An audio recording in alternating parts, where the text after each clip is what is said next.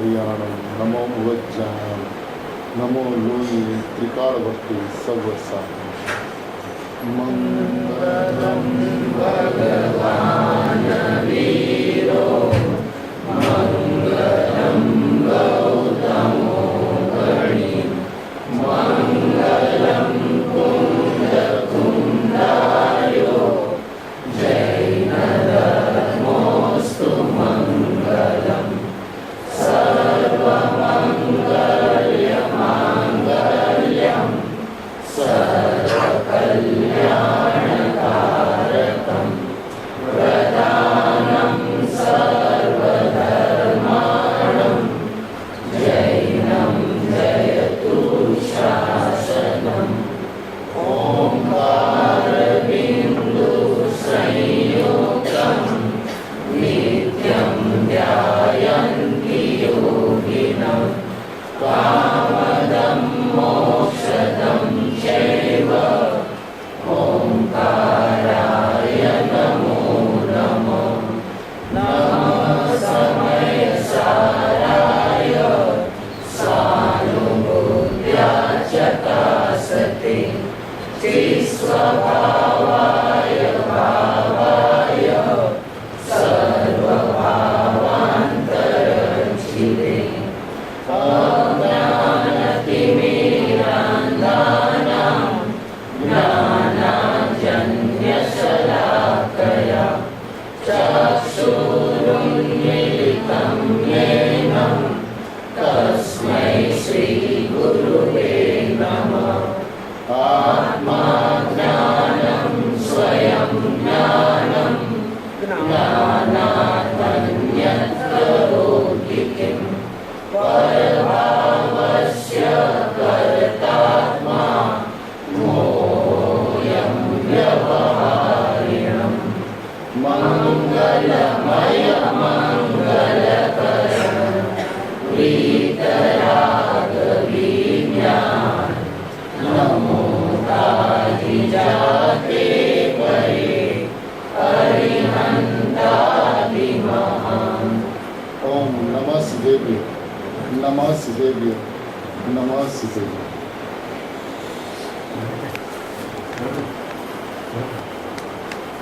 ભરત ક્ષેત્રના ભગવાન સમૂહ ગ્રંથાધિરાજ સમયસારજી પરમગમ છે.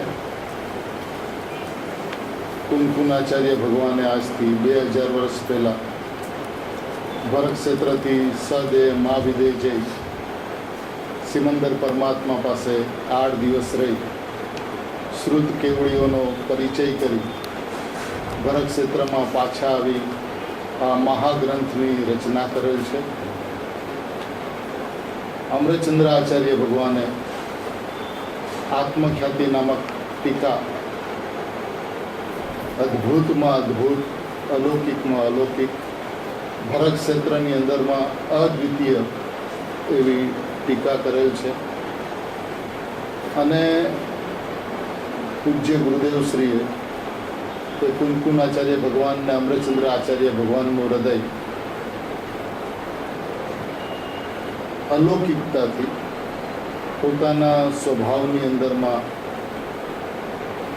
વારંવાર અનુભૂતિ કરી પોતાના ભગવાન આત્માને સ્વસંવેદનમાં લઈ હથેળીમાં ભગવાન આત્માને બતાવ્યો છે. બરાબર.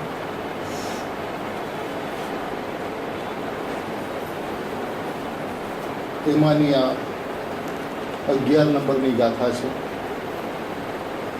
જે ગાથાની અંદરમાં શિષ્યના પ્રશ્નના ઉત્તર રૂપે ગાથા છે. પ્રશ્ન એવો છે કે આપ કહો છો કે વ્યવહારને અંગીકાર ન કરવો, પણ જો તે પરમાર્થનો કેનાર છે તો એવા વ્યવહારને કેમ અંગીકાર ન કરવો? એવો શિષ્યનો વિનયપૂર્વકનો પ્રશ્ન છે.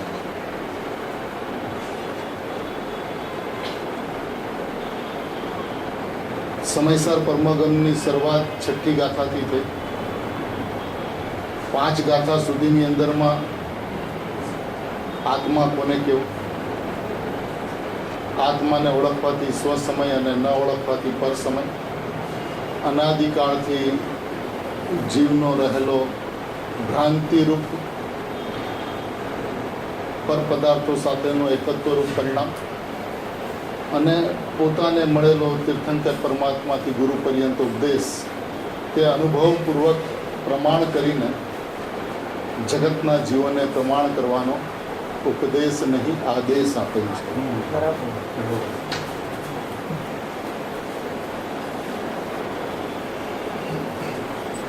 જ્યારે એ આદેશ આપ્યો ત્યારે શિષ્યનો પ્રશ્ન આવ્યો કે શુદ્ધાત્મા કોને કહેવાય. શિષ્ય પણ એટલો ભવ્ય છે કે પરમાત્માનો આદેશ, કુનકુનાચાર્ય ભગવાનનો આદેશ કે ભાઈ અનુભવથી પ્રમાણ કરજો, તો હવે આપ એ કહો કે એ શુદ્ધાત્મા કોને કહેવાય,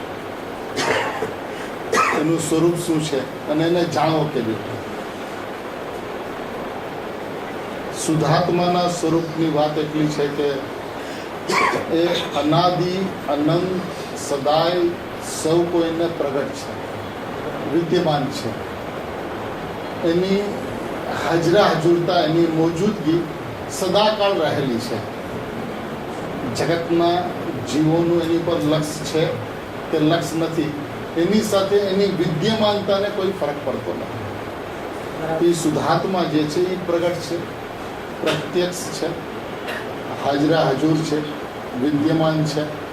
અને એનાથી આગળ એટલી વાત છે કે પ્રત્યેક સમયે જ્ઞાનની પર્યાય જે ઉઘડે છે એ ઉઘડતી પર્યાયની અંદરમાં ભગવાન આત્મા સૌ કોઈને અનુભવમાં આવી ગયો છે. બરાબર.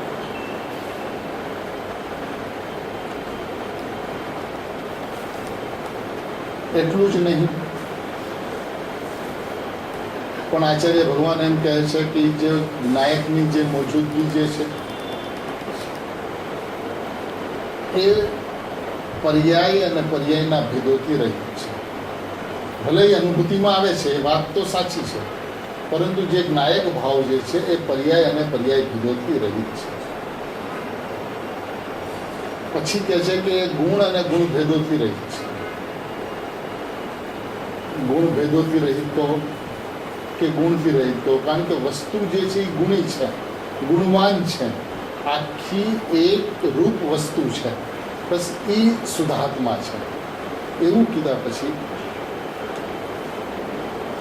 એ આત્મા ન સમજાય, એ નાયક ન સમજાય, તો એને વિસ્તારથી એની ભાષાની અંદરમાં બધી વાત સમજાવવામાં આવી. એ વાત સમજાવવા માટે આચાર્ય ભગવાને નાયકપણું બતાવ્યું, નાયકપણે બતાવ્યો અને નાયક બતાવ્યો. સ્વરૂપ પ્રકાશનની અંદરમાં નાયક કહ્યો, જ્ઞેયાકાર અવસ્થાની અંદરમાં નાયકપણે કહ્યો અને જ્ઞેયાકાર થવાથી માં નાયકપણું કહ્યું છે. આ છઠ્ઠી ગાથાનો અદ્ભુતમાં અદ્ભુત, સુંદરમાં સુંદર વિષય છે. જ્ઞેયાકાર થવાથી નાયકપણું, જ્ઞેયાકાર અવસ્થામાં જ્ઞાયકપણે અને સ્વરૂપ પ્રકાશનની અંદરમાં જ્ઞાયક જ છે. આ છઠ્ઠી ગાથાનો વિષય છે. સાતમી ગાથાની અંદરમાં ગુણભેદથી રહિત ભગવાન આત્મા બતાવ્યું. આત્મામાં જ્ઞાન દર્શન ચારિત્ર નથી, એ વાત કરી. આગળ અમલેશની ભાષાની અંદરમાં એને સમજાવવામાં આવ્યું છે એમ વાત કરી, ભેદ પાડીને વ્યવહારથી. હવે વ્યવહારથી અમે વસ્તુને તો સમજાવી તો છે, પણ વસ્તુ જે છે એ અભેદરૂપ નાયક માત્ર શુદ્ધાત્મા છે. વસ્તુ છે કેવી છે? અભેદરૂપ નાયક માત્ર શુદ્ધાત્મા છે. એ અભેદ છે. એ સમજાવવા માટેના ભેદો હતા, પણ સમજવા માટેના ભેદો નહોતા. સમજવાનું ભેદથી નથી, સમજાવવા માટે ભેદ છોડીને ઉપાય નથી. સમજવામાં જો ભેદથી સમજે તો વસ્તુ સમજાતી નથી, અને અભેદથી સમજે તો એક ક્ષણ માત્રની અંદરમાં અનુભૂતિમાં આવતો આત્મા અનુભવમાં આવી જાય છે.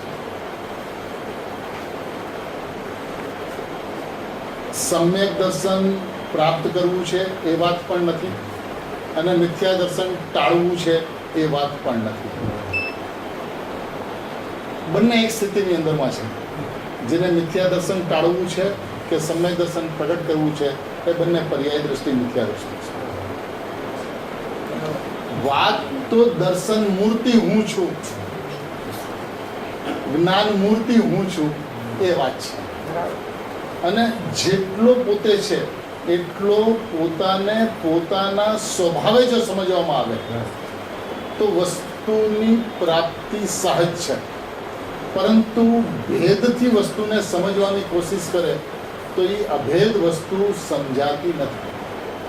અનાદિકાળથી જીવના પ્રયત્ન વસ્તુને ભેદથી સમજવાના રહ્યા છે. જ્યારે વસ્તુ સ્વાભાવિક અભેદ હોવાને કારણે એને હું અભેદ નાયક માત્ર શુદ્ધાત્મા છું એવું લક્ષ્ય થતા વાત પૂરી થઈ. હવે આચાર્ય ભગવાનનું કહેવું એમ છે કે આત્મા તો અમે જે બતાવ્યો છે એ અભેદરૂપ છે, પરંતુ ભેદથી બતાવ્યો હતો. અને આ જેટલા ભેદો છે એ બધા ભેદો અસત્યાર્થ ને અભૂતાર્થ છે.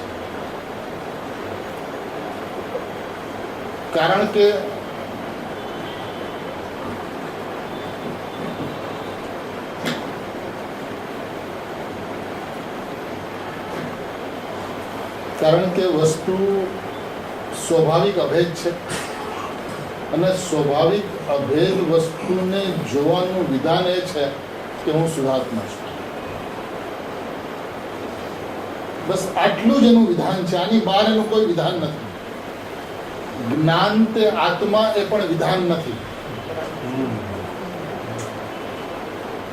અને એને રાગ તે આત્મા નહીં,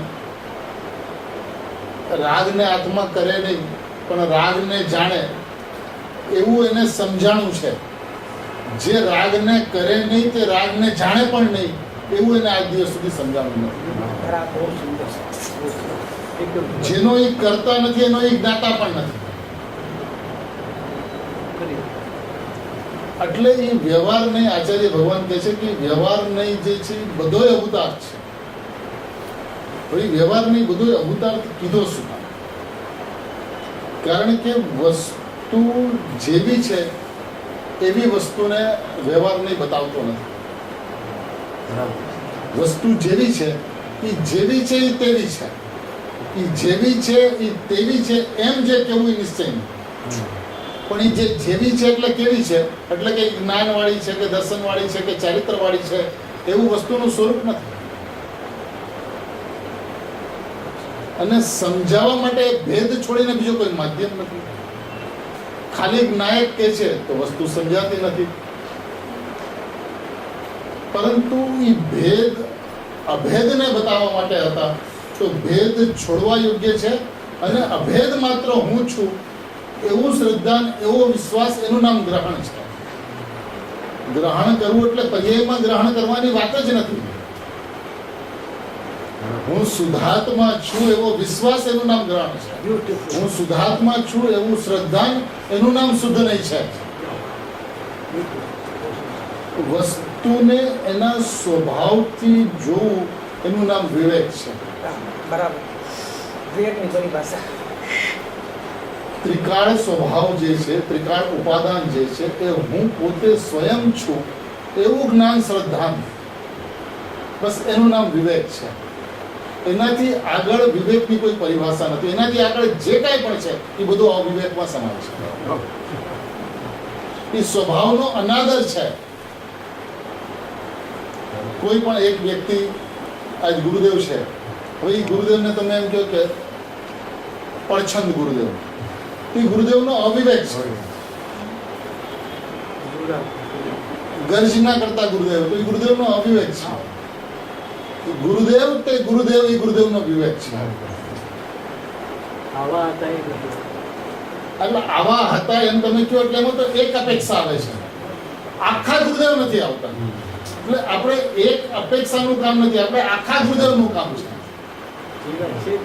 બસ. અને એ કેવા છે તો કે જેવા છે તેવા છે. એને અપેક્ષાથી વાત નહીં કરો. એને અપેક્ષાથી વાત તો ત્યારે હતી કે જ્યારે ગુરુદેવ નહોતા સમજાતા. એ ગુરુદેવ કોણ છે એની વિશ્વને ખબર નહોતી ત્યારે એ ગુરુદેવ આવા હતા, ગુરુદેવ આવા હતા, ગુરુદેવ આવા હતા, ગુરુદેવ આવા હતા. નાયક જ્યારે નહોતો સમજાતો ત્યારે નાયકમાં જ્ઞાન છે, દર્શન છે, ચારિત્ર છે, એ વાત હતી જ્યારે નાયક નહોતો સમજાતો ત્યારે. પણ આજે જ્યારે નાયક સમજાય છે ત્યારે જ્ઞાત તે તો તે જ છે એટલી વાત છે. એની આગળ જ્ઞાયકની પરિભાષા નથી. એની આગળ જે કાંઈ પણ છે એ વ્યવહારનો વિષય છે. એ સ્વભાવ નથી. એ સ્વનો ભાવ હોઈ શકે પણ એ સ્વભાવ નથી. સ્વનો ભાવ જ્ઞાન દર્શન ચારિત્ર એ જ્ઞાયકનો ભાવ. એ જ્ઞાયકનો ભાવ હોઈ શકે પણ એ જ્ઞાયક નથી. જ્ઞાનથી વાત કરે તો જ્ઞાન તે આત્મા, દર્શન તે આત્મા, ચારિત્ર તે આત્મા એમ કહી શકાય એ ગુણની અપેક્ષાથી. પણ જ્યારે ગુણીથી વાત કરે, ગુણવાનથી વાત કરે, ત્રિકાળ સ્વભાવથી વાત કરે, ત્રિકાળ ઉપાદાનથી વાત કરે તો એ તો વસ્તુ માત્ર વસ્તુ છે. જ્ઞાયક માત્ર વસ્તુ છે. એ અભેદ વસ્તુ છે. એ સ્વાભાવિક વસ્તુ છે. એ સ્વાભાવિક વસ્તુને ભેદથી જોવાનું કોઈ વિધાન નથી. ભેદથી સમજાવવાનું વિધાન છે પણ સમજવાનું વિધાન ન હોય તો અનુભવવાનો વિધાનનો તો પ્રશ્ન જ નથી. એટલે આચાર્ય ભગવાન અહીંયા વ્યવહાર નહીં બધોય ભૂતાર્થ હોવા, અવિદ્યમાન, અસત્ય, અભૂત અર્થને પ્રગટ કરે છે. પહેલી વાત. બીજી વાત એ છે કે જ્ઞાયક જે છે એ જ્ઞાયક સદાય પ્રગટ છે. એનું પોતાનું સ્વરૂપ જ એવું છે, પ્રગટ રૂપ એનું સ્વરૂપ છે. એ ક્યારે પણ આચ્છાદિત થાય એવું સ્વરૂપ નથી. તો અહીંયા એક પ્રશ્ન થઈ શકે કે ભાઈ શાસ્ત્રની અંદરમાં તો એમ કે છે તને તિરોભૂત થયો છે, આચ્છાદિત થયો છે. તો એ આચ્છાદિત થયો છે, તિરોભૂત થયો છે, એ જે કાંઈ પણ વાત જીવવાણીમાં કહી છે એ એનું લક્ષ્ય નથી, એની ત્યાં દ્રષ્ટિ નથી. એ અપેક્ષા એના આચ્છાદનની ચર્ચા છે. એની દ્રષ્ટિ નહીં હોવાને કારણે તિરોભૂત થયો છે એમ કહેવામાં આવ્યો છે. પણ એ દ્રષ્ટિની વાત છે, એ પર્યાયની વાત છે. પર્યાય ત્રિકાળીમાં અહમ નથી કર્યું માટે પર્યાય નહીં આચ્છાદિત થઈ ગયો, તિરોભૂત થઈ ગયો. એની દ્રષ્ટિમાં નથી આવ્યો એનું કારણ છે આચ્છાદિતનું, તિરોભૂતનું. પણ વસ્તુ કોઈ દિવસ આચ્છાદિત નથી થઈ. વસ્તુ ક્યારે પણ તિરોભૂત નથી થઈ. વસ્તુ ક્યારે પણ પ્રત્યક્ષપણાને છોડતી નથી. એ જો પ્રત્યક્ષપણાને છોડે તો એ વસ્તુ નથી. અને વસ્તુ તો સ્વભાવથી પ્રત્યક્ષ છે, સ્વભાવથી પ્રગટ છે. એની વિદ્યમાનતા એનો સ્વભાવ છે. જેનો સ્વભાવ જ વિદ્યમાનતા હોય, પ્રગટતા જેનો સ્વભાવ જ હોય, એ ક્યારે આ પ્રગટ હોઈ શકે? અને દ્રષ્ટિ હો ન હો એનાથી એની વિદ્યમાનતાને શું ફરક પડે છે? દ્રષ્ટિ હો તો સમ્યક દર્શન, દ્રષ્ટિ ન હો તો મિથ્યા દર્શન. એ પર્યાયનો સબ્જેક્ટ છે. એ વિષય પર્યાયનો છે. પ્રગટતા કે અપ્રગટતા, આવિર્ભાવ કે તિરોભૂત, પ્રગટ રહેવું કે આચ્છાદન થવું, એ પર્યાયની અપેક્ષાએ બધી ચર્ચાઓ છે. પણ જે પર્યાય મારાથી સર્વથા રહિત છે એ પર્યાયથી હું શુદ્ધાત્માને જોવાની વાત શા માટે કરું? કારણ કે પર્યાયના માધ્યમથી શુદ્ધાત્માને જોવાનું કોઈ વિધાન નથી. હું તો સદાય વિદ્યમાન છું, સદાય હાજરા હજુર છું. હવે એ પર્યાયની વ્યવસ્થા છે કે પર્યાયની અંદરમાં એ અનુભવમાં આવી ગયો છે, એ પર્યાયની વ્યવસ્થા છે. મને એની સાથે કઈ સંબંધ નથી. હું જ્યારે ત્રિકાળીને જોઉં છું, ત્રિકાળ ઉપાદાનને જોઉં છું, તો હું તો સદાય પ્રગટ છું, સદાય વિદ્યમાન છું. એવું મારું અસ્તિત્વ છે. અને એ પર્યાય એનું લક્ષ્ય કરે કે ન લક્ષ્ય કરે એ વિષય ભેદે ભેદ છે. પણ વસ્તુ જે છે એ સંપૂર્ણ છે, એ પરિપૂર્ણ છે, એ કૃત્ય છે, એ બનો બનાવેલો ભગવાન છે. અને એની વિદ્યમાનતા ક્યારે પણ ઓજલ નથી થતી. એની જ્વાજલ્યમાનતા જે છે એ સદાય પ્રગટ રૂપ છે. એનો સ્વભાવ જ પ્રગટ છે. હવે જે વસ્તુ પ્રગટ છે એનો ત્રિકાળ સ્વભાવ. હવે પર્યાયના ક્ષણિક સ્વભાવની પણ જો ચર્ચા કરવામાં આવે તો પર્યાયના ક્ષણિક સ્વભાવની અંદરમાં એની મોજૂદગી છે, સામર્થ્યરૂપ મોજૂદગી. ક્ષણિક પર્યાયના સ્વભાવની વ્યવસ્થા છે. સામર્થ્ય છે ને એની જે વિદ્યમાનતા જે છે એ જ્યાં સુધી દ્રષ્ટિ ના કરે ત્યાં સુધી સામર્થ્ય રૂપ છે. દ્રષ્ટિ કરે તો વ્યક્ત રૂપ છે.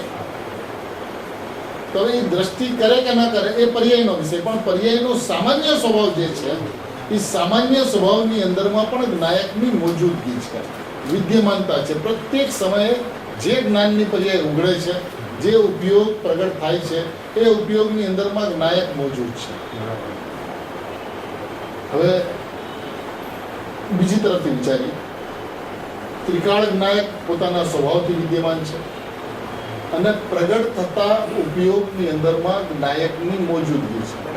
બરાબર. હવે જે વિશેષ રૂપ ઉપયોગ છે, પરિણમતો ઉપયોગ, બદલતો ઉપયોગ, એનું કર્તવ્ય કેટલું? એનું કર્તવ્ય તો કટશોટ થઈ ગયું હતું. એને જ્ઞાયકનો અનુભવ પણ નથી કરવાનો અને જ્ઞાયકને જાણવાનો પણ નથી. બરાબર. અનુભવ એટલે નથી કરવાનો કે અનુભવમાં આવી ગયો છે, અને જાણવાનો એટલે નથી કે જણાઈ ગયો છે. એટલે કરવાની વાત પણ નથી અને જાણવાની વાત પણ નથી. પરિણમતા ઉપયોગની અંદરમાં, બદલતા ઉપયોગની અંદરમાં પણ વ્યવસ્થા એ છે કે એ જણાઈ ગયો છે. તો જે જણાઈ રહ્યો હોય એને જાણવાનો પ્રયત્ન એ જ્ઞાતા બુદ્ધિ છે. જે જણાઈ રહ્યો હોય, જે પરિણામની અંદરમાં જ્ઞાયક એના પ્રમેયત્વ ગુણને કારણે, જ્ઞેયત્વ ધર્મને કારણે એ જ્ઞાન પર્યાયની અંદરમાં, જ્ઞાન ઉપયોગની અંદરમાં જણાઈ રહ્યો છે. હવે એ જણાઈ રહ્યો છે એ જ્ઞાયકને તમે એમ કે મારે જાણવું છે, તો એ દોષ છે, એ જ્ઞાતા બુદ્ધિ છે. બરાબર. તો એનું કાર્યક્ષેત્ર તો એટલું મર્યાદિત થઈ ગયું કે બસ હું જ્ઞાયક છું, હું જ્ઞાયક જ છું એટલો વિશ્વાસ, અને તત્ક્ષણ એનું સ્વસંવેદન. આ જૈન શાસન છે.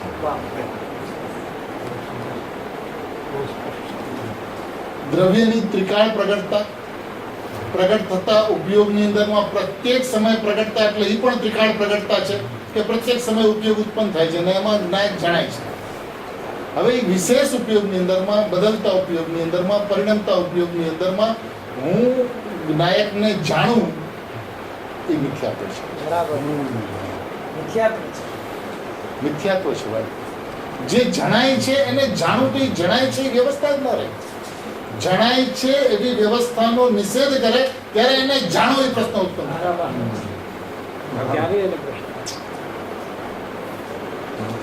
જણાય છે ને, તો જણાય છે તો એ પરિણામની અંદરમાં એની મોજૂદગી છે. તું તો એટલો ખાલી નિર્ણય કર કે હું જ્ઞાયક છું, હું જાણનાર છું, એટલો એનો નિર્ણય થયો, એ ક્ષણે એનું એને સ્વસંવેદન થાય.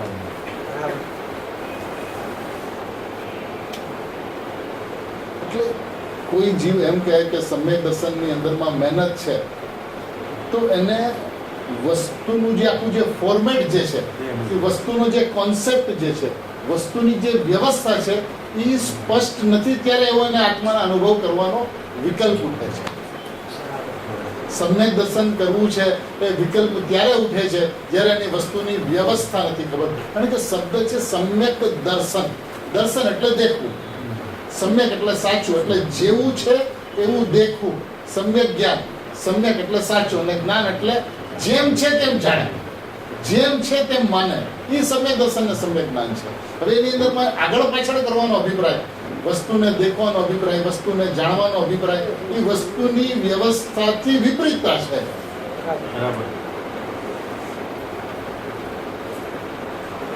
દેખાય છે એને દેખવાનો અભિપ્રાય વિપરીતતા છે. એમ કે દેખાઈ રહ્યો છે ને, તો દેખાઈ રહ્યો છે, તો તું તો એમ કે હું દેખનાર છું. જણાઈ રહ્યો છે તું કે હું જાણનાર છું. એટલે જાણનાર એટલે જ્ઞાનની અપેક્ષાથી વાત નથી. આખા ત્રિકાળી જાણનાર, ત્રિકાળી જ્ઞાન, આખો પરમાત્મા, આખો શુદ્ધાત્મા, બસ તે હું છું. બસ એટલું જ્ઞાન અને એટલું શ્રદ્ધા, એનું નામ જૈન શાસન છે. આની બહાર જૈન શાસન છે નહીં. થોડા આગળ આવો ને બધા, થોડા આગળ આવો ભાઈ, થોડા આગળ.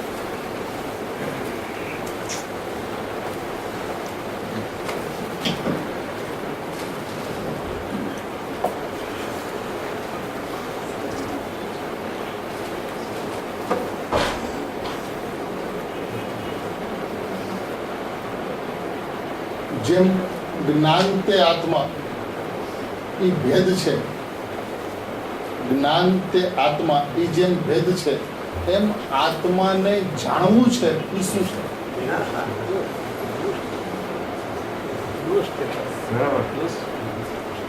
જ્ઞાન તે આત્મા એ પણ જ્યારે ભેદ હોય ત્યારે એ આત્માને જાણવો છે તો જ્ઞાનમાં જાણવાની જે ક્રિયા છે એ ક્રિયા ઉપર એનું વજન કયું છે? વસ્તુ ઉપરથી વજન છૂટ્યું છે, ગુણભેદ ઉપરથી વજન છૂટ્યું છે, ત્યારે જાણવું છે અને દેખવું છે એ વાત ઉત્પન્ન થાય છે. બરાબર છે.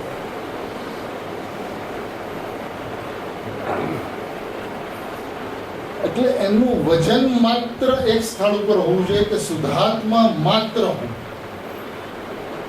નિર્વિકલ્પ વસ્તુ માત્ર હું, નાયક હું, બસ. એનાથી આગળ કોઈ વિકલ્પ, મને હું શુદ્ધ છું કે હું બુદ્ધ છું, એ વિકલ્પ પણ નિષેધ કરવા યોગ્ય છે. કારણ કે વિકલ્પમાં શુદ્ધતા નથી, એ વિકલ્પમાં શુદ્ધ સ્વભાવ નથી. વસ્તુની અંદરમાં બેસી જવું, સુગંધજી કહે ને કે સ્વભાવ કે અંદર મેં પરાઠી લગા કે બેઠ ગયો, એ સ્વભાવમાં પરાઠી લગાડવાનું છે. એટલે જ્યારે ત્રિકાળી ઉપર વજન નથી આવતું ત્યારે ગુણભેદ ઉપર વજન આવે છે અને ગુણભેદ ઉપર દ્રષ્ટિ જાય છે ત્યારે એ પર્યાયની અંદરમાં કોઈ પણ ક્રિયા કરવા માટે એ ગતિમાન થાય છે. એણે હંમેશા આત્માને જાણવાનો પ્રયત્ન કર્યો છે, સમ્યક દર્શન પ્રગટ કરવાનો પ્રયત્ન કર્યો છે. એ સમ્યક દર્શન પ્રગટ કરવો એ પર્યાયનું મમત્વ છે.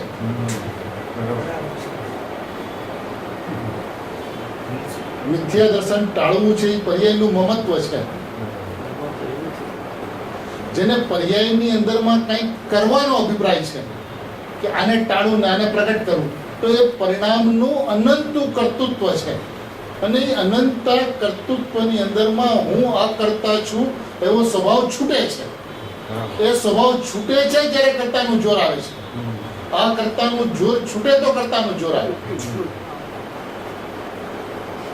એટલે જેને અનુભવ કરવો છે એને હું ત્રિકાળી અકર્તા પરમાત્મા છું એ વાત એની છૂટી છે એની દ્રષ્ટિમાં, એના માન્યતામાંથી, એના વિશ્વાસમાંથી એ ભાવ છૂટ્યો છે. ત્યારે આ વિકલ્પ ઉત્પન્ન થાય છે. એટલે વિકલ્પ પણ એ ઉત્પન્ન ન થવો જોઈએ. અનુભૂતિ તમે જવા દો એક તરફ, પર્યાયમાં શું થશે, ક્યારે થશે, કેમ થશે, કઈ રીતે થશે, એ પર્યાયની સ્વતંત્રતા છે, એ પર્યાયની યોગ્યતા છે. એની સાથે સમજણને કાંઈ કરતા કાંઈ લેવા દેવા નથી. જીવને પર્યાયની અંદરમાં ચિંતા રહે છે કે શા માટે અનુભૂતિ નથી થતી. પણ પ્રશ્ન એ છે કે હું પરમાત્મા છું એ વાત તને પાકી છે કે નહીં, એ પેલા જવાબ દે. પોતાના ત્રિકાળ પરમાત્માનું જે અહમ જે હોવું જોઈએ, હું પણ જે હોવું જોઈએ, એ કેટલું પાકું છે એની સાથે પર્યાયના પરિણામને નિસ્બત છે. નિસ્બત તો છે પણ આ રીતે એ જ્યારે પોતાના ત્રિકાળ સ્વભાવની દ્રષ્ટિ છોડે છે એટલે હું ત્રિકાળી છું એવો ભાવ ઓસરે છે ત્યારે આ ભાવ કે આપણો હેતુ તો સમ્યક દર્શન લઈને જવાનું છે. ગુરુદેવ મળ્યા છે તો સમ્યક દર્શન તો થવું જોઈએ. એ ત્રિકાળીનું અપમાન કરીને ઉત્પન્ન થયેલો ભાવ છે.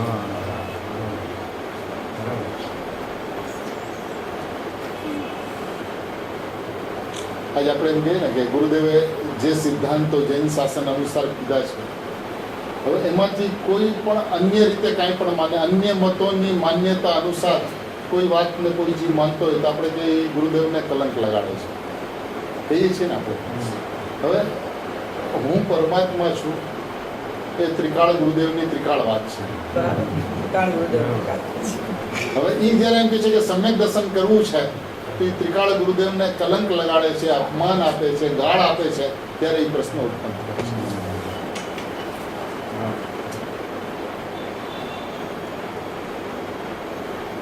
આ વાત એને ચોંટ લાગવી જોઈએ કે અત્યાર સુધીનો અનંત કાળનો મારો પ્રયત્ન શા માટે સાર્થક નથી. કયો એવો ભેદ પ્રતિકૃતિ રહી ગઈ, કે એવી પર્યાયી દ્રષ્ટિ રહી ગઈ કે જે પર્યાય દ્રષ્ટિના કારણે દ્રવ્ય દ્રષ્ટિ ન થઈ શકે. કારણ કે વાત દ્રવ્ય દ્રષ્ટિની છે. જો શુદ્ધ નહીં એક ભૂતાર્થ છે તો એ દ્રવ્ય દ્રષ્ટિ છે, એ સત્યાર્થ છે. અને એ દ્રવ્ય દ્રષ્ટિ શું છે એની પરિભાષા નથી સમજાતી. બરાબર. બરાબર એકદમ. કારણ કે દ્રવ્ય દ્રષ્ટિ એને કહેવાય છે કે જેમાં દ્રષ્ટિ નથી વસતી. જેની અંદરમાં દ્રષ્ટિ ન વસે એનું નામ દ્રવ્ય દ્રષ્ટિ છે. જેની અંદરમાં નહીં ન વસે એનું નામ શુદ્ધ નહીં છે. વાહ વાહ વાહ કરી દે. જેમાં નહીં ન હશે એનું નામ શું? હા, કારણ કે શુદ્ધ નહીં કોને કહેવાય કે જેનો વિષય શુદ્ધાત્મા છે. એ શુદ્ધાત્માની અંદરમાં નહીં નો ત્રિકાળ ભાવ છે.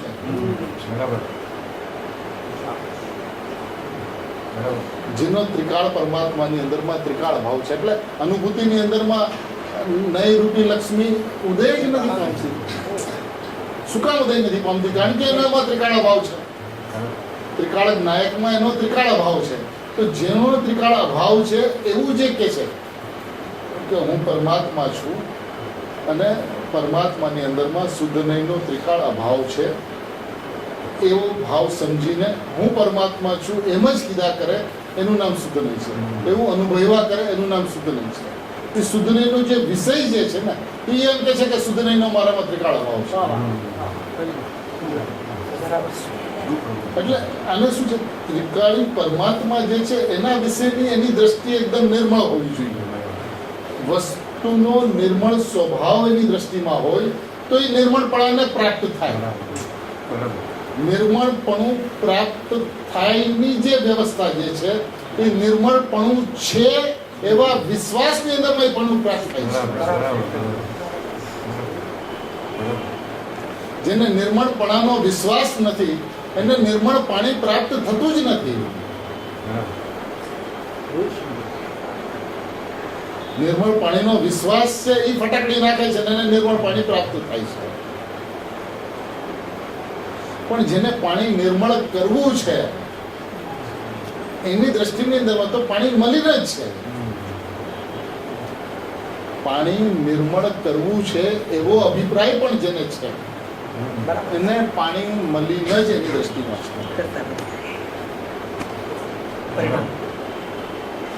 એટલે વાત એ છે કે પાણી સ્વભાવથી નિર્મળ છે. એ ત્રિકાળ છે કે ક્ષણિક છે? એ મલિનતા ન હોય તો નિર્મળ છે કે સ્વભાવથી નિર્મળ છે? અને મલિનતા છે ત્યારે નિર્મળ છે કે મલિનતા નથી ત્યારે નિર્મળ છે?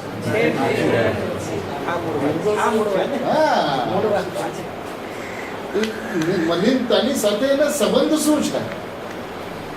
એ નિર્મળ સ્વભાવને નિર્મળ પરિણમન સાથે કઈ સંબંધ ન હોય તો મલિનતાની સાથે કયો સંબંધ હોઈ શકે?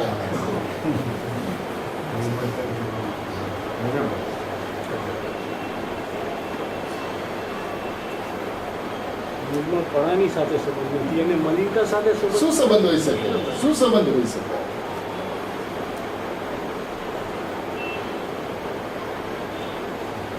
એટલે આત્માર્થીની જવાબદારી એ છે કે વસ્તુને સ્વભાવથી જોવાની દ્રષ્ટિ કેળવે. વસ્તુને અને એમાંય ક્ષણિક સ્વભાવનો નિર્ણય કરે અને એની ઉપરથી દ્રષ્ટિ હટાવી દે. ત્રિકાળ સ્વભાવ જે છે તે જ માત્ર હું છું. એટલી દ્રઢતા, એટલી મક્કમતા, એટલી નિડરતા, એટલી નિશંકતા કે કોઈ પણ પરિસ્થિતિની અંદરમાં વાત ફરવી ન જોઈએ. અને આચાર્ય ભગવાન જે કહેવા માંગે છે એનો એ ભાવાર્થ સમજે કે આચાર્ય ભગવાન અહીંયા શું કે શુદ્ધ નહીં એક જ ભૂતાર્થ, એક જ ભૂતાર્થ શા માટે કે છે? બાકી બધા અભૂતાર્થ. કારણ કે એ નહીં એમ કે બાકી જેટલા નયો છે એ તો કે છે કે નહીં સાપેક્ષ, નહીં સાપેક્ષ, નહીં સાપેક્ષ, નહીં સાપેક્ષ. અને શુદ્ધ નહીં કે છે કે નાયક છે એ નિરપેક્ષ, નિરપેક્ષ ને નિરપેક્ષ. બધા નયો સાપેક્ષતાની ઘોષણા કરે અને શુદ્ધ નહીં નિરપેક્ષતાની ઘોષણા કરે. માટે શુદ્ધ નહીં છે. એ નિરપેક્ષ વસ્તુને જાહેર કરે છે, પરિણામ માત્રથી રહિત વસ્તુને જાહેર કરે છે. અને એ એટલો પરિણામ માત્રથી રહિત છે એમ પણ શુદ્ધ નહીં નથી કહેતો. હું શુદ્ધ છું એમ જે કે છે એ શુદ્ધ નહીં છે. બહુ સુંદર. હા, એ રહિત વિકલ્પની સાપેક્ષતા શુદ્ધ નહીંને મંજૂર નથી.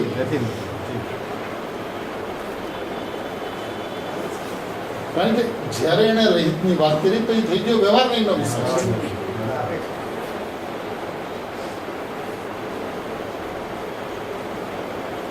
જે વ્યવહાર નહીંનો જે વિષય જે છે ને એને અભૂતાર્થ કીધો છે, અસત્યાર્થ કીધો છે, જૂઠો કીધો છે.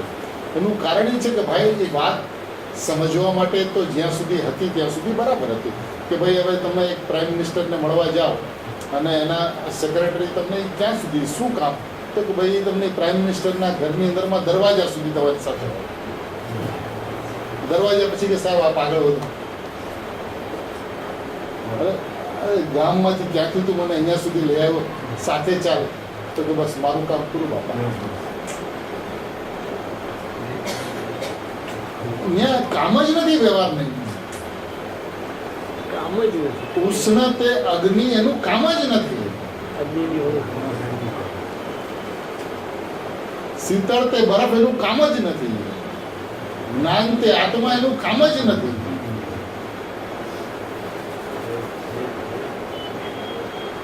સાહેબ સદભુત છે ને વ્યવહાર છે કે નહીં વાત કરે. પાછું ત્યાંનું ત્યાં છે. એને સમજાવવું જોઈએ કે એ વ્યવહાર નહીંનો વિષય છે. કોઈ પણ ભેદ, ચાહે ગુણભેદ હોય ચાહે પર્યાય ભેદ, એ વ્યવહાર નહીંનો વિષય છે. અને અભેદ માત્ર નિશ્ચય છે. અભેદ માત્ર નિશ્ચય છે. તે હું છું એમ જે કે છે એ શુદ્ધ નહીં ભૂતા. તે હું છું એમ જે કહે છે તે શુદ્ધ નહીં ભૂતા છે. અને આ શુદ્ધ નહીં પણ કેવી છે? જેને અભેદ ત્રિકાળ પરમાત્મા તે હું છું એવું જેને શ્રદ્ધાન થાય છે, એવું જેને શ્રદ્ધાન વર્તે છે, એ એમ વિચારતો જ નથી કે આ શુદ્ધ નહીં છે. કારણ કે ત્યારે એ જ્યારે હું પરમાત્મા છું એવું કહે છે ત્યારે એ શુદ્ધ નહીં કહેવાતી જ નથી. આત્મા કહેવાય છે. એ શુદ્ધ નહીં તો ત્યારે કહેવાય છે કે જ્યારે એને અનુભૂતિ થઈ, પક્ષાતિક્રાંત થયો, ત્યાર પહેલાના જે પરિણામ હતા એ શુદ્ધ નહીં અને શુદ્ધ નહીંનો પક્ષ એ અનુભૂતિ થયા પછી શુદ્ધ નહીં નામ પામે છે. શુદ્ધ નહીંનો પક્ષ અનુભૂતિ થયા પછી નામ પામે. હા, જ્યારે અનુભવ થાય છે ત્યારે એ શુદ્ધ નહીંનો પક્ષ હતો, ત્રિકાળીનો પક્ષ હતો, એવું નામ પણ એ અનુભૂતિ થયા પછી પડે છે. તો જ્યાં સુધી અનુભૂતિ નથી ત્યાં સુધી શુદ્ધ નહીંનો પક્ષ પણ નથી. પક્ષમાં હોવા છતાં પણ પક્ષ નથી કહેવાય. પક્ષ છે જ નહીં. પક્ષમાં હોવા છતાં નહીં, પક્ષ છે જ નહીં. પક્ષ ત્યારે કહેવાય કે જ્યારે પક્ષાતિક્રાંત ચોખ્ખું થઈ ગયું. જેમાં પક્ષાતિક્રાંત હોય એને પક્ષ કહેવાય પેલા. જે પક્ષાતિક્રાંત ન થાય એને પક્ષ ન કહેવાય. તો પછી શું કહેવાય? અને વ્યવહારનો પક્ષ કહેવાય.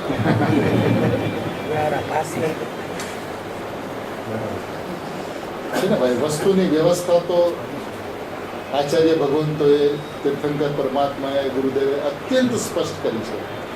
આપણું કામ એ છે કે એનો જે ઇમ્પોર્ટન્ટ પોઈન્ટ છે એને આપણે ટચ કરીએ, એ વાતને સ્પર્શીને આપણે ચાલીએ. બાકી વિસ્તાર જીનવાણીનો કોઈ અંત નથી કોઈ. ગુરુદેવ તો એમ કહેતા કે અસંખ્ય વચનો છે જીનવાણીની અંદર, અને અસંખ્ય વચનોને બતાવનારી અસંખ્ય નહીં છે. કઈ કઈ નિર્ણય તું સમજીશ, કઈ કઈ નિર્ણય તું પકડીશ, ક્યાંથી તને વસ્તુ હાથમાં આવશે? તું એટલું કે ભાઈ એક શુદ્ધ નહીં છે ને એ ભૂતા છે, એ સત્ય છે, એ સાચી છે. અને એ એમ કે છે કે હું નહીંથી રહિત, ત્યાં પૂર્ણ વિરામ, હું ત્રિકાળી પરમાત્મા છું, એ છોડીને બીજું કંઈ કહેતી જ નથી. એ શુદ્ધ નહીં અને મંજૂર નથી. કારણ કે એની જે સીમા રેખા જે છે એ સીમા રેખાની અંદરમાં ભેદ નથી સમાતો. એની સીમા રેખાની અંદરમાં વિકલ્પ નથી સમાતો. ભલે છે વિકલ્પ, ભલે છે વિકલ્પ હોવા છતાં પણ વિકલ્પ એની સીમા રેખામાં નથી સમાતો. કારણ કે એની સીમા રેખાની અંદરમાં માત્ર શુદ્ધાત્મા સમાય છે. ખાલી વસ્તુ સમાય છે, અને એ વસ્તુ જે પરિણામની અંદરમાં સમાય છે, જે શુદ્ધ નહીંની અંદરમાં શુદ્ધાત્મા તે હું એવો જે ભાવ છે, એ ભાવની અંદરમાં એ વિકલ્પ હોવા છતાં પણ વિકલ્પ નહીવત છે અને વસ્તુ સર્વસ્વ છે. બરાબર. એ નહીં અલ્પ છે, નહીવત છે. વિકલ્પ અલ્પ છે. એ વિકલ્પ હોવા છતાં પણ વિકલ્પ નથી દેખાતો, વસ્તુ દેખાય છે. કારણ કે જેને શુદ્ધાત્માની અંદરમાં પ્રવેશવાનો સમય થઈ ચૂક્યો છે, જેના પરિણામની યોગ્યતા એવી પાકી ગઈ છે કે હવે એ અલ્પ સમયની અંદરમાં શુદ્ધાત્મામાં જેને વાસ કરશે એને ઈ વાસ કરતા પહેલા પરથી પાછો ફરેલો અને સ્વભાવની સન્મુખ થયેલો એક ત્રિકાળી માત્ર વસ્તુ હું છું એવા શ્રદ્ધાનુરૂપ પરિણમતો અભિપ્રાય, બરાબર. એવો જે એનો જે અભિપ્રાય છે એની અંદરમાં એક શુદ્ધાત્મા છોડીને બીજું કાંઈ વસ્તુ નથી. એટલે વિકલ્પ છે અને છતાંય વિકલ્પ નથી, નહીવત છે. કારણ કે એ પરિણામની અંદરમાં શુદ્ધાત્મા સર્વસ્વ થાય છે અને શુદ્ધાત્મા સર્વસ્વ થવાથી એ અનુમાન જ્ઞાનના પરિણામની અંદરમાં શુદ્ધાત્મા જેવો છે એવો ભાવ વાસનમાં આવી છે. સવિકલ્પ સંબંધ. શુદ્ધાત્માની એટલી ઉર્ધ્વતા છે, શુદ્ધાત્માની એટલી એકાગ્રતા છે, શુદ્ધાત્માની અંદરમાં એટલું એકાકારપણું છે કે વિકલ્પ હોવા છતાં પણ એ વિકલ્પ નથી, એ સવિકલ્પ સ્વસંવેદન છે, એ નિર્વિકલ્પ વચ છે, એ વચનાતીત છે. એવી જે સ્થિતિ જે હોય છે એની અંદરમાં વિકલ્પ દેખાતો જ નથી, વસ્તુ જ ભાષ્યમાન થાય છે, વસ્તુ જ ભાવવાસનની અંદરમાં આવે છે. એ વસ્તુ જે ભાવવાસનની અંદરમાં આવે છે એ અલ્પ સમયની અંદરમાં એ પક્ષમાંથી ઓળંગી જઈને પક્ષાતિક્રાંત થઈ જાય છે. કારણ કે જ્યાં સુધી પક્ષાતિક્રાંત થયું નથી ત્યાં સુધીના જેટલા પરિણામો છે એ બધા વ્યવહાર નિર્ણયના ખાતામાં સમાય છે. બરાબર.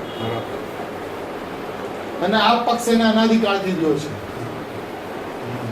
તો આજે એની જવાબદારી એટલી છે કે એકમાત્ર શુદ્ધાત્મા તે હું એ છોડીને બીજો વિચાર, બીજું ચિંતન, બીજું ભોલન, બીજું મનન એનું સર્વથા પૂર્ણ વિરામ થવું જોઈએ. જે ગુરુદેવને વર્ષોથી સાંભળે છે, જે સમયસારનો સ્વાધ્યાય કરે છે, બાળપોથીમાં હોય એની ચર્ચા નથી, પણ આજે જે સમયસારને લઈને સ્વાધ્યાય કરે છે આજ ગુરુદેવને નિયમિત સાંભળે છે, એની દ્રષ્ટિની અંદરમાં તો એક શુદ્ધાત્મા છોડીને બીજું કાંઈ વસવું ન જોઈએ. એક આત્મારામ વસવું જોઈએ, એક આત્મારામ.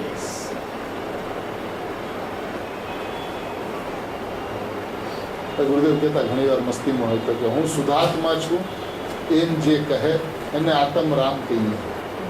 હું શુદ્ધાત્મા છું એમ જે કહે એને આત્મરામ કહીએ, બાકી બધાને હરામ કહીએ. અને એ વાત સમજાવી જોઈએ કે ભાઈ આ વાત જ સર્વસ્વ છે, આ શુદ્ધાત્મા છે એ મારું સર્વસ્વ છે, એ વાત એને સમજાવવી. કારણ કે સ્વયંસમનો ક્યાંય અંત નથી, અપેક્ષાઓની કોઈ મર્યાદાઓ નથી, અને બધામાંથી એક પ્રયોજનભૂત જે શુદ્ધનય જે છે એને જો એના જીવનની અંદરમાં એ શુદ્ધનય નથી વસતી તો બાકી બધું શૂન્ય શૂન્ય ને શૂન્ય છે. કિંમત નથી બાકી કોઈ ચીજ. એ પુણ્યની દુકાનદારી હોઈ શકે પણ ધર્મ માટેનો પ્રશસ્ત માર્ગ નથી.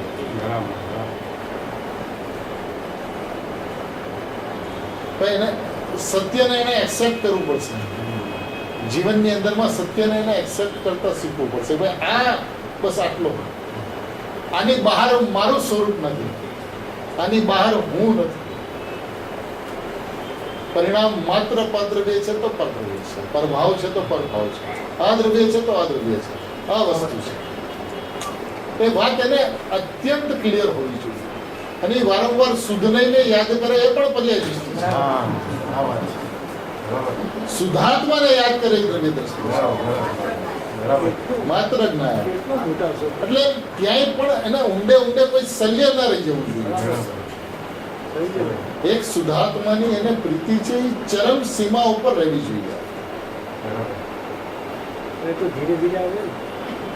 આમાં તો હું પંકજભાઈ છું, હવે કેટલું ધીરે ધીરે આવે છે, એટલું ધીરે ધીરે આવે તો ચાલે. તો નથી આવતું. એ તો એક ઝટકે આવે છે. બરાબર. હું શુદ્ધાત્મા છું એ વાત તો એક ઝટકે આવી જોઈએ. એની અંદરમાં બીજા અભિપ્રાયને કોઈ જગ્યા નથી. કારણ કે કાં હું શુદ્ધાત્મા છું એ અભિપ્રાય અને કાં પર્યાય દ્રષ્ટિવાળો અભિપ્રાય, બસ બે છોડીને ત્રીજો અભિપ્રાય છે જ નહીં.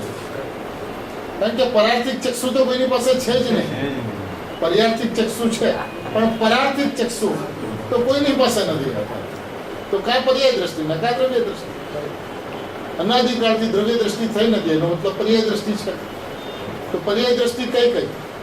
તો કે સમ્યક દર્શન પ્રાપ્ત કરવું છે એ પર્યાય દ્રષ્ટિ. શરૂઆત ત્યાંથી કરે, શરૂઆત ત્યાંથી કરે, પછી ઓટોમેટિકલી નીચેના ભેદો બધા એમાં સમાઈ જશે. એટલે આત્માર્થીનો ધ્વનિ જે છે એ એક શુદ્ધાત્મા જ્ઞાયક માત્ર હું છું એ છોડીને બીજી કોઈ વાત દિવસ રાત વિચારોની અંદરમાં, ચિંતનની અંદરમાં, સ્વાધ્યાયની અંદરમાં હોવું ન જોઈએ. આ એનું સર્વપ્રથમ કર્તવ્ય છે. એ ગુરુદેવના સંતાન છે એમ કહેવાને યોગ્ય છે. એની અંદરમાં આ ભાવની, આ જન્મની સાર્થકતા છે.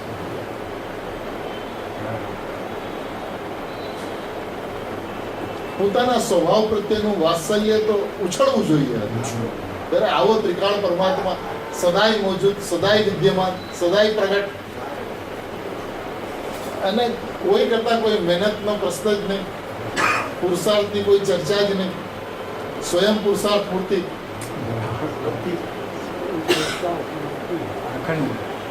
એ હું છું. અદ્ભુત એની અચલતા, અદ્ભુત એની અભેદતા. કેવું એનો સ્વભાવ કેટલો અદ્ભુત, કેટલો અલૌકિક, વિસ્મયકારી. સદા એક રૂપિયો, લાખ પ્રયત્ન, કરોડ પ્રયત્ન, અનંત પ્રયત્નની અંદરમાં આજ દિવસ સુધી કંઈ થયું નહીં. એની અંદર કોઈ ફરક ન પડ્યો. પર્યાય અનંતકાળ નિત્ય નગોદમાં રહી તો પણ એને કાંઈ ફરક ન પડ્યો. અને હવે અનંતકાળ સિદ્ધ દશામાં રહેશે તો પણ કાંઈ ફરક નહીં પડે. એવો ને એવો અપ્રભાવી, સદાય નિશ્ચલ રૂપે, એક રૂપ. બસ એ હું છું એ વાત એના અંતરંગની અંદરમાં એકદમ જામી જાય, ટીમ થઈ જાય, ઢગલો થઈ ગયો. બસ આ જ હું છું, એટલી જ વાત, બીજી કોઈ વાત એને પોસાવી નથી. અને એનો ભાવ એવો હોવો જોઈએ કે જગતના સર્વ જીવો બસ આ એક વાત ઉપર આવીને ઉભા રહે. કારણ કે આ માર્ગની અંદરમાં એનો જ પ્રવેશ છે જે આ વાત ઉપર આવીને ઉભા રહે છે. આજે વાત ઉપર આવે છે, કાલે પરિણામ ઉપર આવશે. આજે વાત ઉપર આવશે તો સાંજના નિર્ણય ઉપર આવશે, તો કાલે પરિણામમાં આવશે. પણ આ વાત ઉપર એને આવીને ઉભા રહેવું પડશે. માર્ગ બીજો કોઈ નથી. અનંત કાળની અંદરમાં જેટલા જ્ઞાનીઓ થયા છે એ આ એક વિધિ હતી, બીજું કોઈ વિધિ વિધાન નથી. અનંત કાળની અંદર હું નાયક પરમાત્મા છું એમાં અહમ થતા જ સ્વસંવેદન થયું છે. અને આપણે સ્વસંવેદન થાય એની પણ અપેક્ષા નથી, એની ચર્ચા નથી. કારણ કે પરિણામ માત્ર થાય તો એ પરિણામનું સૌભાગ્ય, ન થાય તો પરિણામનું દુર્ભાગ્ય. હું તો પરમ સૌભાગ્યશાળી અનાદિ અનંત છું. પછી ભાવની અંદરમાં એ મસ્ત રહે. એની મસ્તી એવી હોવી જોઈએ કે બસ એ શુદ્ધાત્મા છોડીને બીજું કઈ એને કોઈ પ્રશ્ન જ નથી. એ વાત તો ત્રિકાળ સૌભાગ્યશાળી પરમાત્મા આવ્યું.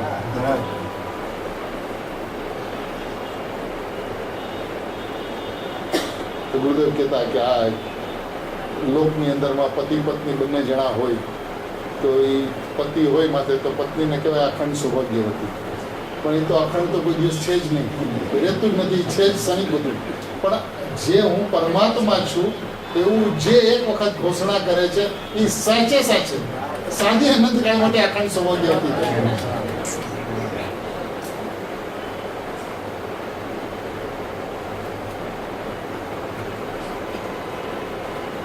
પોતાનો પરમાત્મા ભાવ કેટલો અદ્ભુત છે, કેટલો અલૌકિક છે, કેટલો મહાન છે. એનો વિચાર પણ કરે ને તો રોમ રોમ પુલકિત થઈ જાય. કેવો શુદ્ધાત્મા હું, કેવો ભગવાન આત્મા હું. એક પળ પણ પોતાના સ્વભાવથી ચ્યુત થયો નથી. અનાદિ અનંત અચલ, કોઈ દિવસ ચલાયમાન થયો નથી, થતો નથી ને થશે. અને અનાદિ અનંત અભેદ, એક રૂપ એક રૂપ એક રૂપ એક રૂપ. પર્યાય હું અભેદ આત્મા છું એમ કહો તો ભલે, એ ભેદથી જુઓ તો ભલે, એ પરાશ્રિત વ્યવહારની અંદરમાં રહો તો પણ ભલે, એને કોઈ પરિસ્થિતિની અંદરમાં કાંઈ ફરક નથી પડતો. અત્યંત અપ્રભાવિત ને અપ્રભાવિત.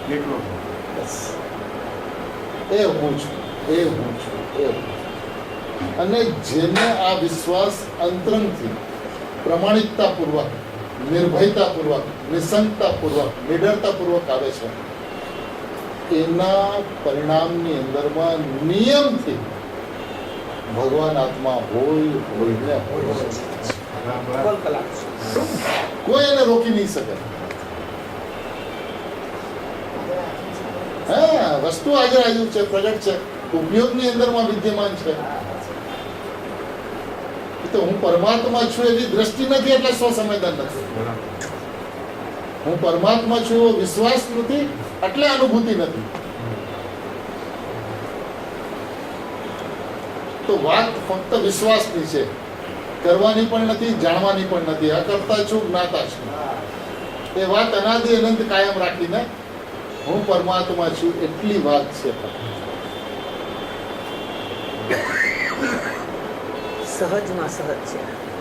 આનાથી, કારણ કે આ વસ્તુનો સ્વભાવ છે, અને જે વસ્તુનો સ્વભાવ સહજ જ હોય, એ સહજ હોય એને સ્વભાવ કહેવાય. બરાબર.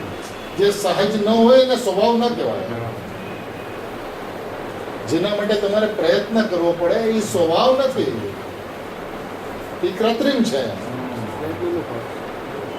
જો આપણે ચૈત્યાલયો છે, આ કૃત્રિમ ચૈત્યાલય. હવે એ આ કૃત્રિમ જે ચૈત્યાલયો છે એ કેવા છે? કોણે બનાવેલા છે? ક્યારે બનાવેલા છે? કોનાથી બનાવેલા છે? ભાઈ, તને આ કૃત્રિમ શબ્દનો અર્થ જ નથી ખબર. આ કૃત્રિમ એટલે અનાદિ અનંત સ્વાભાવિક, એનો કોઈ કરતા ધરતા વિશ્વની અંદરમાં છે. એવી રીતે આ કૃત્રિમ પરમાત્મા છે. એવી રીતે ઉત્પન્ન થતો ઉપયોગ આ કૃત્રિમ છે, જેની અંદરમાં ભગવાન આત્મા જણાય છે. આ કૃત્રિમ છે.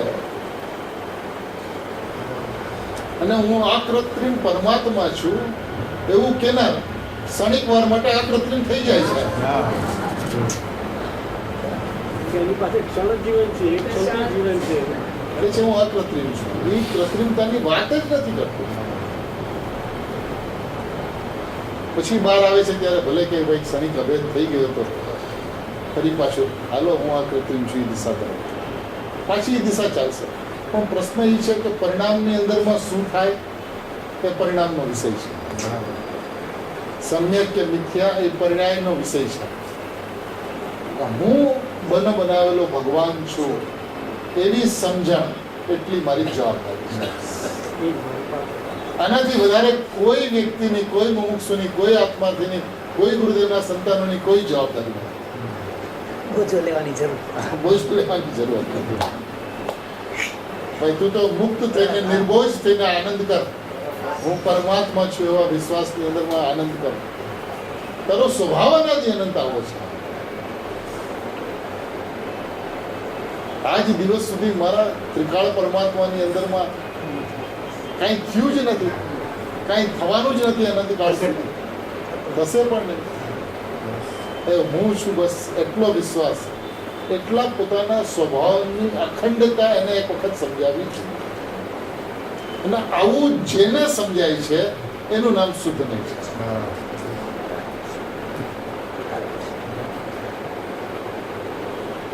એ શુદ્ધ નહીં કહેવાય છે.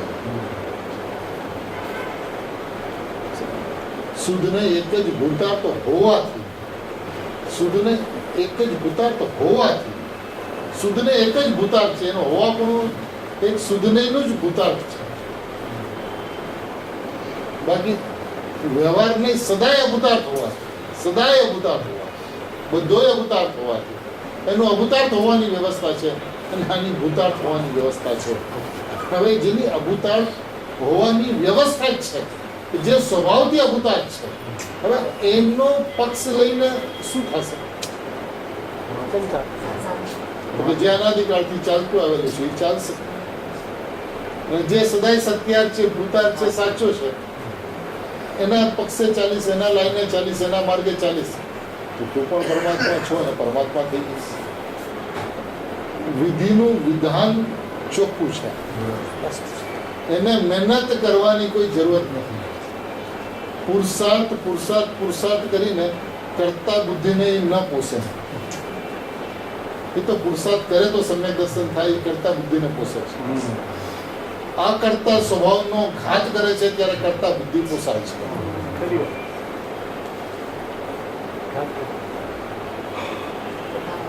શક્તિ વ્યવસ્થાને કરવાની. હા, એ આખી સ્વાભાવિક વ્યવસ્થા છે ને. એ સ્વાભાવિક વ્યવસ્થાને કરે કોણ?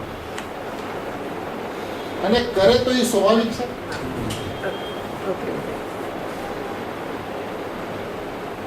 સ્વાભાવિક કહે છે તો સ્વાભાવિક માને. બસ. જે બની બનાવેલી વસ્તુ છે એને કોણ બનાવે? જે પરિપૂર્ણ છે એને કોણ પૂર્ણ કરે? પરિપૂર્ણ છે એને કોઈ પૂર્ણ કરે એનું નામ પરિપૂર્ણ છે, એનું નામ તો અપૂર્ણ છે. પર્યાય છે અપૂર્ણ, તો પર્યાય થાય પૂર્ણ. પણ જે સ્વભાવથી પરિપૂર્ણ છે એને શું કરવાનું છે, ક્યાં કરવાનું છે?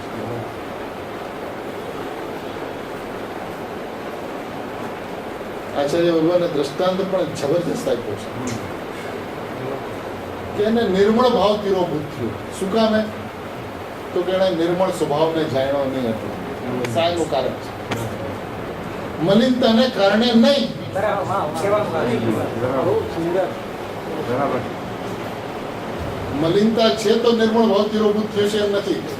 નિર્મળ સ્વભાવને જાણ્યો નથી માટે નિર્મળ ભાવ તિરોભૂત થયો. ત્યારે સંયોગની અંદરમાં મલિનતા છે એ વાત કહેવામાં આવે છે. વાત અંદરની છે, બહારની કોઈ વાત જ નથી. પણ જ્યારે અંદરમાં અંદર રહેતો નથી, અંદર સ્વભાવને અંદરમાં જોતો નથી, ત્યારે જે પરિસ્થિતિ સર્જાય છે એનો આરોપ સંયોગ ઉપર કરે. હવે જે નિર્મળ સ્વભાવને જાણે છે એ પડવા માત્રથી જ નિર્મળતાને પ્રાપ્ત કરે છે. પડવા માત્રથી એટલે એનો કહેવાનો મતલબ એ છે કે દ્રષ્ટિ માત્રથી જ હું પરમાત્મા છું એવી દ્રષ્ટિ માત્રથી જ નિર્મળતાને પ્રાપ્ત કરે છે. ક્ષણ માત્ર એક ક્ષણ. પડવા માત્રથી શું કામ કીધું? રાજી. કારણ કે એમ કે પાણીની અંદરમાં તો ઠીક ફટાકડી નાખે ને ઓલા કદાચ મિનિટ 2 મિનિટની અંદરમાં મેલ નીચે જાય, પણ અહીંયા તો હું પરમાત્મા છું એવી દ્રષ્ટિ પડવા માત્ર જ, એટલે એ તો પર્યાયનું આયુષ્ય એક સમય છે. એટલે જે સમયે એની દ્રષ્ટિ પડે છે હું પરમાત્મા છું, એ જ સમયે એને પ્રગટ થઈ જાય છે.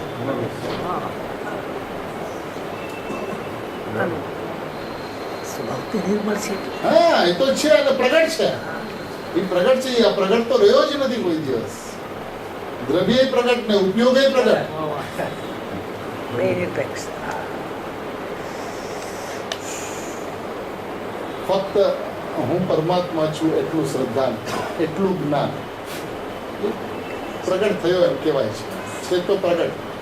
પણ ફરીને ગુરુદેવના શબ્દોની અંદરમાં છે તો પ્રગટ સામર્થ્ય એ એનું એનલાર્જમેન્ટ થઈ જાય. એનલાર્જમેન્ટ થઈ છે તો સહી, પણ જ્યાં હું પરમાત્મા છું એવી દ્રષ્ટિ જાય છે તો એ એનલાર્જ થઈ જાય છે, સ્વસંવેદનમાં આવી જાય છે. હા, પોતાની વસ્તુ એટલી અદ્ભુત છે. પોતાનો સ્વભાવ અઘરો હોઈ શકે નહીં, અને અઘરો હોય એને સ્વભાવ કહેવાય.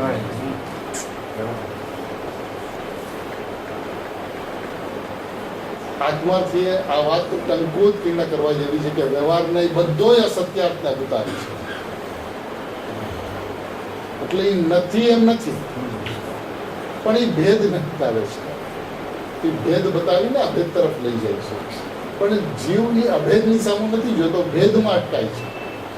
તો કે હજી એવો એક નહીં છે જે તને ખાલી અભેદને જ બતાવશે, એ શુદ્ધ નહીં છે.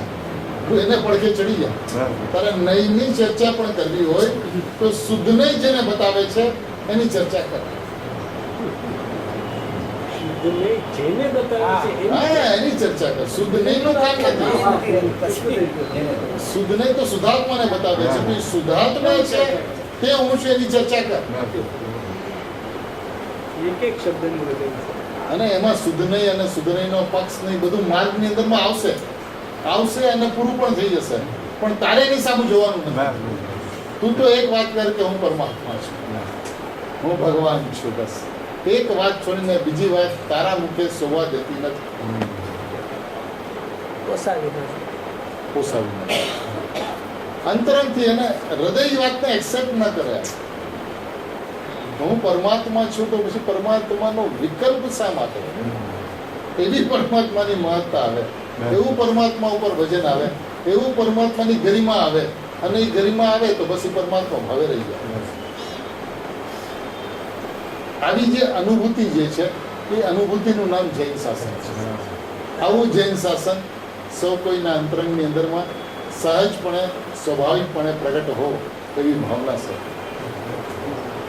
એક શુદ્ધ સદા રૂપી શુદ્ધાત્મા છું, અસંખ્યાત પ્રદેશ મારો નિવાસ છે. હું એક શુદ્ધ સદા રૂપી શુદ્ધાત્મા છું, અસંખ્યાત પ્રદેશ મારો નિવાસ છે. 10 પ્રાણથી જીવન એ વ્યવહારની વાતો, 10 પ્રાણથી જીવન એ વ્યવહારની વાતો. જીવત્વ શક્તિથી જીવિત હું શુદ્ધ જીવ છું, જીવત્વ શક્તિથી જીવિત હું શુદ્ધ જીવ છું. મને નથી જન્મ કે મરણ, મને નથી, મને નથી જન્મ કે મરણ, મને નથી. અનાદિ અનંત શાશ્વત શુદ્ધ જીવ છું, અનાદિ અનંત શાશ્વત શુદ્ધ જીવ છું. ઉપયોગ લક્ષણ જીવનું આગમનું કથન, ઉપયોગ લક્ષણ જીવનું આગમનું કથન. અધ્યાત્મથી પરમ પારણામિક ભાવ હું છું, અધ્યાત્મથી પરમ પારણામિક ભાવ હું છું. પરના લક્ષે થાય છે મિથ્યાત્વનો જન્મ, પરના લક્ષે થાય છે મિથ્યાત્વનો જન્મ. સ્વના લક્ષે થાય છે સમ્યક્ત્વનો જન્મ, સ્વના લક્ષે થાય છે સમ્યક્ત્વનો જન્મ. સ્વભાવમાંથી સર્વું તેનું નામ છે સંસાર, સ્વભાવમાંથી સર્વું તેનું નામ છે સંસાર. સ્વભાવમાં ટકવું છે ધર્મની શરૂઆત, સ્વભાવમાં ટકવું છે ધર્મની શરૂઆત. અનુભૂતિ સ્વરૂપ ભગવાન આત્મા જણાઈ રહ્યો છે, અનુભૂતિ સ્વરૂપ ભગવાન આત્મા જણાઈ રહ્યો છે.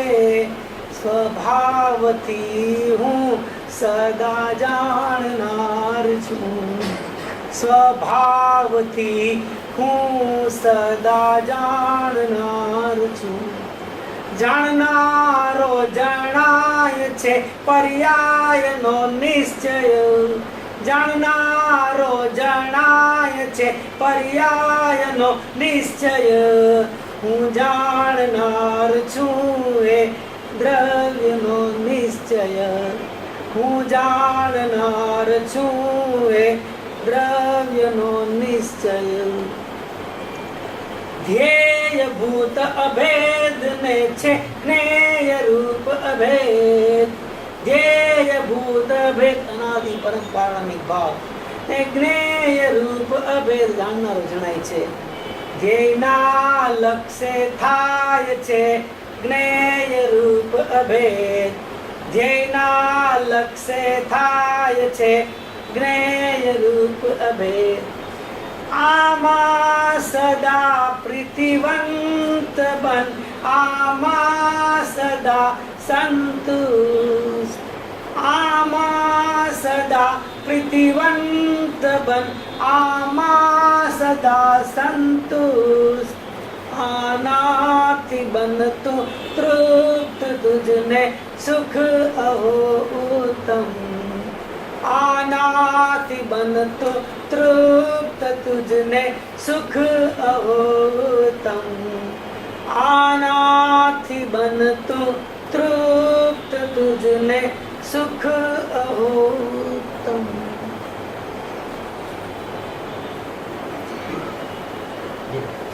પુષ્પાબેન આવ્યો? પુષ્પાબેન